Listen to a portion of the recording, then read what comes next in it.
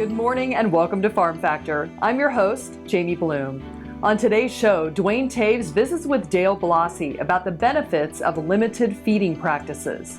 Then enjoy this week's Kansas Soybean update.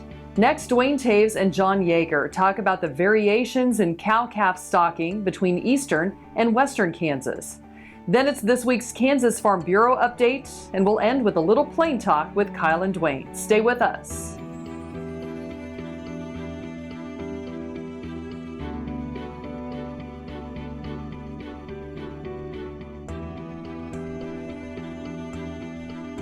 Closed captioning brought to you by Ag Promo Source. Together we grow. Learn more at agpromosource.com. This segment brought to you by Kansas Farm Bureau, the voice of agriculture. To join today or more information, go to kfb.org or find us on Facebook and Twitter. Welcome to Farm Factor. Up first today, Duane Toews visits with Dale Blasi to talk about the practice and benefits of limited feeding. Duane Toews joining you once again here on Ag AM in Kansas, and an opportunity to catch up with Dale Blasi from Kansas State University. And Dale recently had an opportunity to talk to some growers and producers about opportunities to think differently about how we start calves. Great time as we think toward the fall of the year where guys might be getting calves in. A little different concept, though, at looking at really meeting those nutritional needs in a different package than maybe what we used to. That's right, Duane. Limit feeding is the program you were relating to and what we've determined over the last 3 years. And this is a long-standing feeding practice that's been out there, but it allows a producer to leverage a reduced amount of roughage in their program. It allows for some predictability in the performance of their calves, enhanced health detection, and I think generalized improved operational efficiency of their feed equipment and so forth. Talk a little bit about, you didn't really go into, but I'd like to discuss. You'd referenced health effects and the opportunity to really evaluate those cattle. I know a lot of guys have said through the years that if a calf is eating, he's healthy enough. Here's an opportunity when you put a smaller package of feed out there for them. Pretty easy to see who's getting to the bunk and who isn't. That's right. What we're doing specifically at K-State is utilizing a feed system that is comprised of 40% of co-product, be it wet distiller's grains or wet corn gluten feed, about 15% roughage, and we feed the animals. And by the way, this ration is approximately 60 NEG, which is a measure of energy.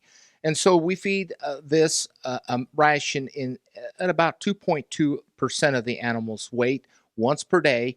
And the animals, in our previous trial work that we've done, about 8 trials, we've have determined the calves are cleaning their bunks up completely within 4 to 5 hours.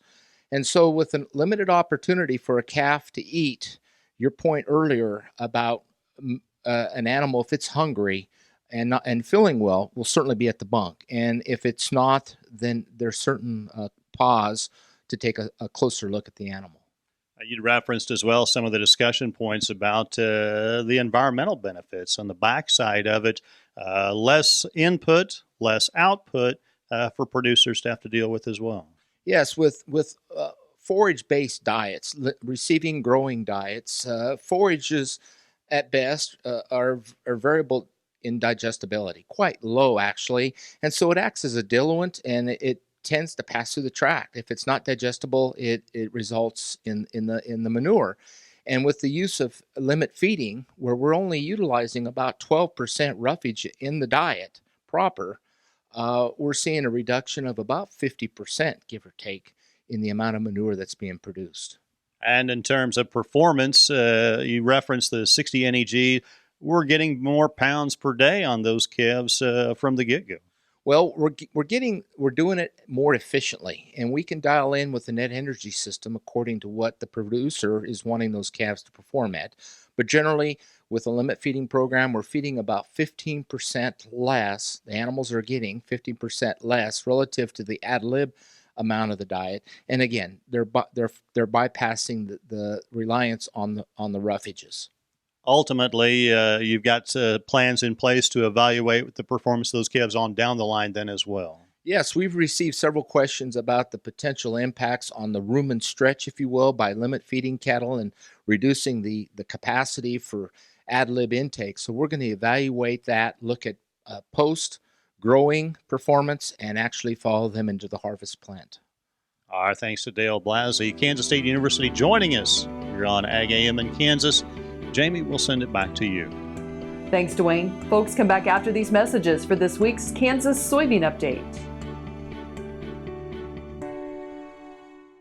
Watch Ag AM in Kansas online at agaminkansas.com.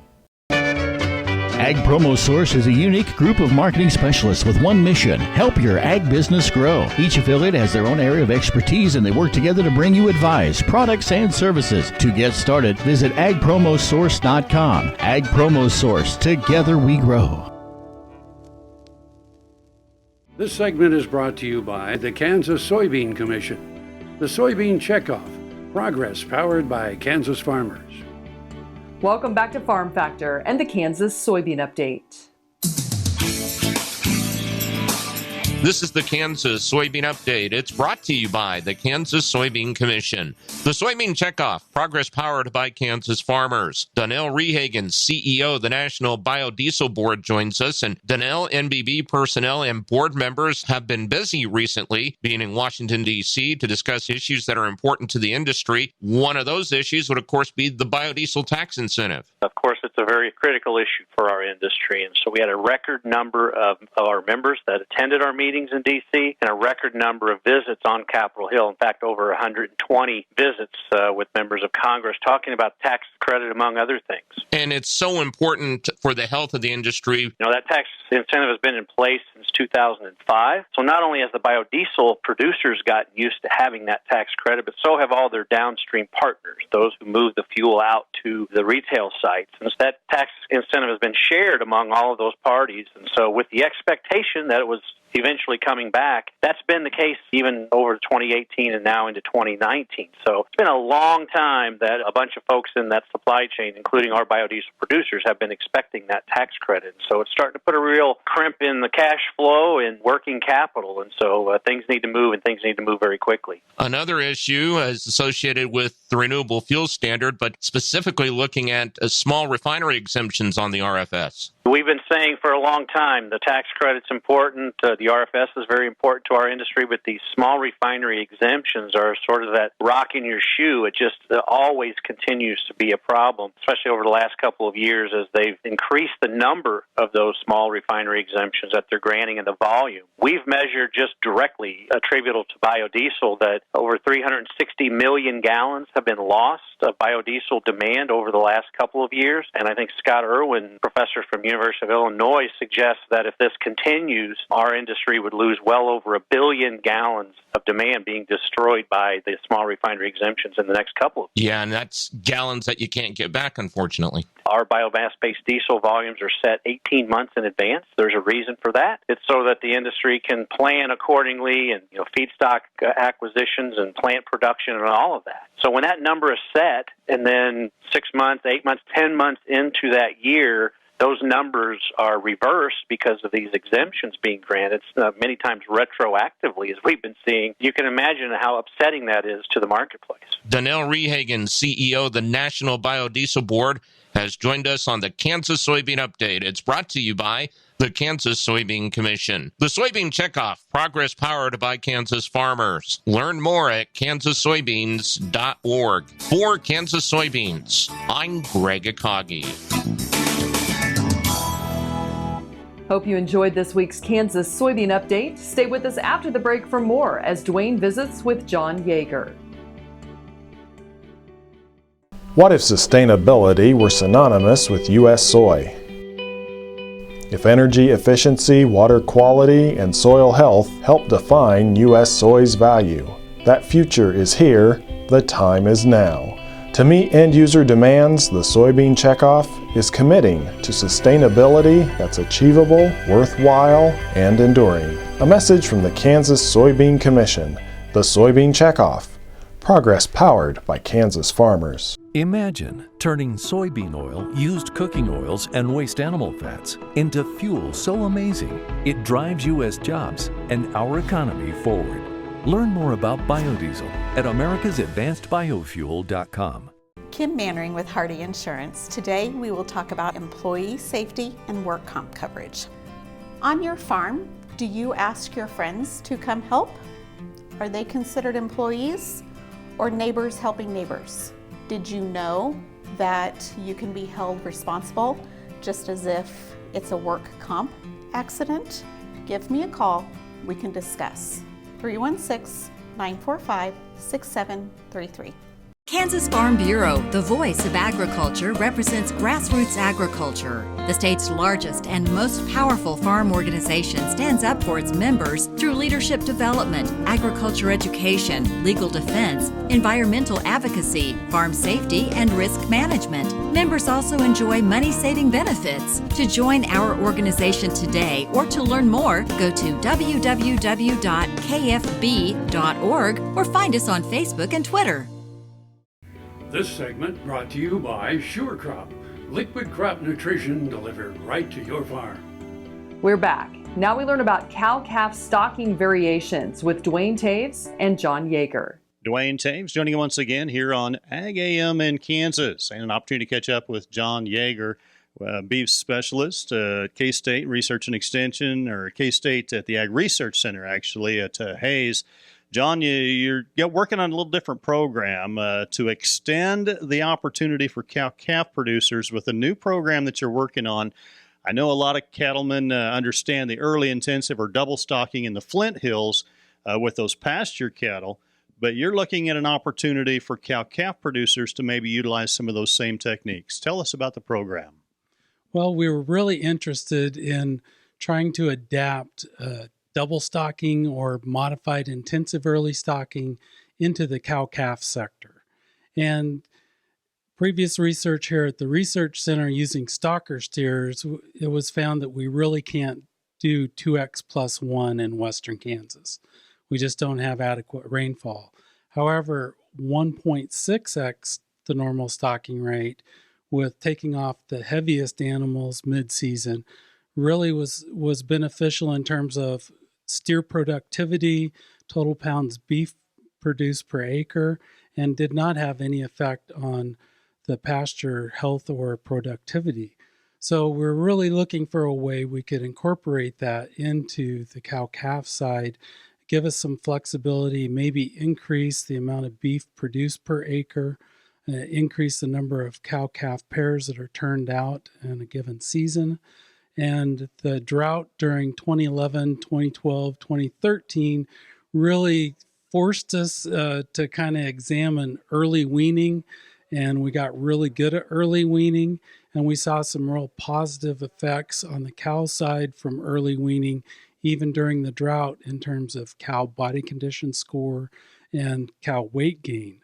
So for the past 4 years, we've been working on this project stocking at 1.45 times the normal stocking rate with cow-calf pairs, and early weaning those calves 2.5 to 3 months after turnout to get back to a 1x stocking rate, and comparing that to a cows and calves stocked at a normal stocking rate and weaned in the normal time of October.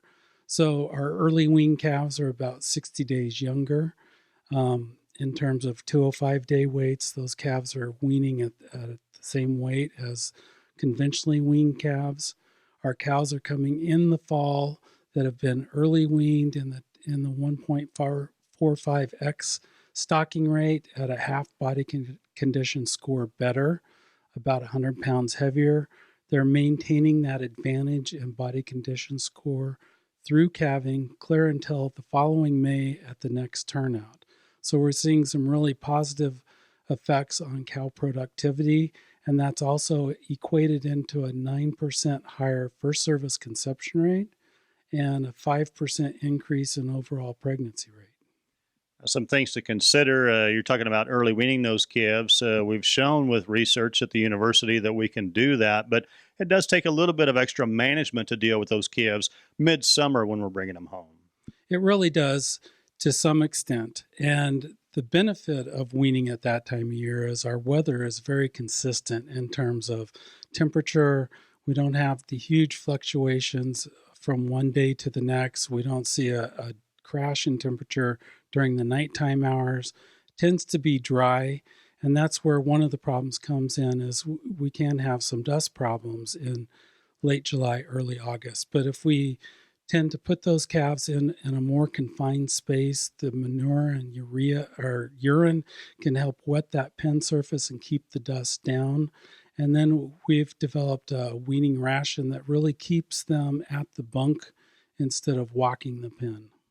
All right, thanks to John Jaeger joining us here on KFRM and Ag AM in Kansas. Jamie, we'll send it back to you. Thanks, Duane. Come back after the break for this week's Kansas Farm Bureau update. The Kansas Wheat Innovation Center in Manhattan is rediscovering ways to get improved varieties and new genetics in the hands of farmers faster. Grower-led and checkoff-funded research initiatives are bringing about positive change. This grassroots leadership provides a strong voice in Topeka and Washington, D.C. Now is the time to partner with Kansas Wheat in moving wheat forward. Kansas Wheat Commission and Kansas Association of Wheat Growers.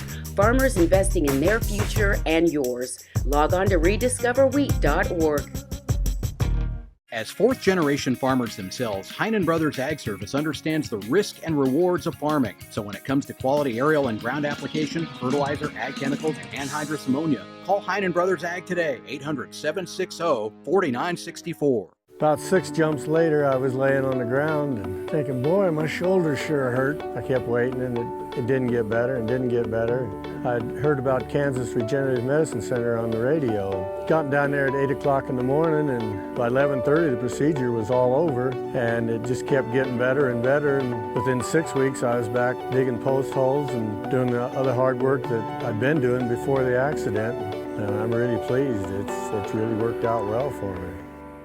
This segment brought to you by Kansas Farm Bureau, the voice of agriculture. To join today or more information, go to kfb.org or find us on Facebook and Twitter. Welcome back to Farm Factor and the Kansas Farm Bureau update. Justin and Valerie Visser, along with Justin's father, farm 1,200 acres of row crops in Riley County.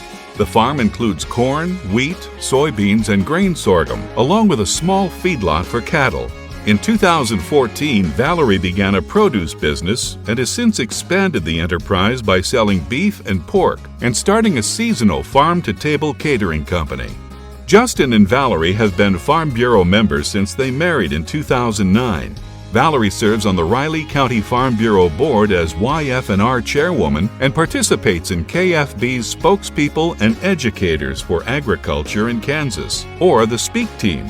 In 2016, Justin and Valerie host summer and fall harvest feast events that celebrate area producers and encourage the community to meet their local farmers. The couple are active members of the Riley Methodist Church, the Riley County FFA alumni, and Blue Valley pork producers. Justin served on the Riley County Livestock Association Board. Valerie volunteers with Riley Pride. Both Valerie and Justin feel that farmers, with the help of solid research, are the best qualified to improve soil and animal health and production. They appreciate Farm Bureau's role in creating policy that gives farmers the freedom to focus on being good stewards of the land. Stay with us. We'll be back after the break with Plain Talk. KFRM is one of the largest farm radio stations in the nation, dedicated to informing and entertaining rural listeners from northern Oklahoma to southwestern Nebraska. You can catch KFRM in many ways, of course, 550 on the AM dial, streaming at kfrm.com, or on your smartphone by going to the TuneIn Radio app, or on Ag AM in Kansas on Tuesdays and Facebook every day of the week. KFRM, tune us in. You'll be glad you did. Valley Vet Supply is devoted to providing information and professional quality products at reasonable prices. Valley Vet Supply. Sure Crop Fertilizers was started by my father, Don Sherman, and my mother, Shirley Sherman. Family business that started in the 80s. We predominantly focus on plant nutrients and what we can do to give growers better responses with the fertilizer dollars that they do, and what we can do to make those things work better for the grower. We're based out of Seneca, Kansas. We work with growers in their soil analysis to figure out what they need, and then we can put those in a blend that gives them the best results, and so that we can deliver that direct to their farm so that they have those nutrients where they need them, when they need them, and so that they can apply them in a manner that's very efficient to them and works well in their planting systems and what they're doing. Sure Crop Fertilizers has been around for a long time. We always say we're big enough to take care of everything you need, but yet we're small enough to do it quickly. You can get a hold of us at 1-800-635-4743. Our website is surecropfertilizers.com, and you can always email me at corey@surecropfertilizers.com, and with any questions you have, we're glad to answer it and work with you. This segment brought to you by Kansas Corn. Learn more at kscorn.com. Welcome back. Plain Talk is next with Kyle Bauer and Duane Toews. Hi, this is Kyle Bauer with Plain Talk with Duane Toews, the man who knows that horses don't speak English, but they speak perfect horse. Duane Toews. Perfect horse. Exactly. Not like pig horse or pig Latin or Spanish. Creole horse, Spanish horse. Spanish horse. Yeah. Just plain Perfect old perfect horse. So you think people understand that horses don't speak English? I think there's some people that think their horse understands them. I think they're probably mistaken. So for them to respond to a verbal command, they could just as well be grunting, and they would probably learn to respond to the grunt. If they made the same grunt every time. Yeah, I think horses are smart enough to learn, but I don't really think they understand They don't understand that, whoa. He just will say, if you can do every time, then you're fine. Probably all right. All right. Your fact or fiction question of the day, Kyle Bauer. Dr. Pepper, originally sold as an intellectual beverage and temperance drink. Fact or fiction? Thought it originally sold as a medicinal purposes. I'll go with fiction. It is fiction. It was actually Coca-Cola. That was for intellectual? I thought it was medicinal also. An intellectual beverage and temperance drink. By temperance, well, it was sold during the times of Prohibition. Right. Of course, you understand that Coke originally had cocaine in it.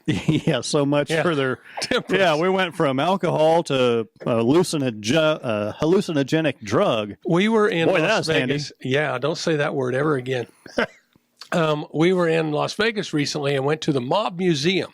Oh, yeah. And that's what most people do when they go to Las Vegas. They go to a museum. Check out a museum of mobs. Yeah. And boy, I will tell you, the Prohibition times was a moneymaker for the mob. And they fought hard that it didn't get taken away. Right. Of course, not Theodore. Yeah, Teddy. Franklin Roosevelt ran for president on the the platform that he is going to get rid of Prohibition. Got him elected in a landslide. Might as well be able to tax it. Well, I think people were just not happy. Tired of not being able to have a drink. I will tell you, as you walk through there and read about the rise of Prohibition and the rise of the mobs, it just sounded like what we hear about today on the gangs with the drug trade. I mean, if you every time you read mob, you would just insert gang, and every time you read alcohol, you would insert drugs. Right.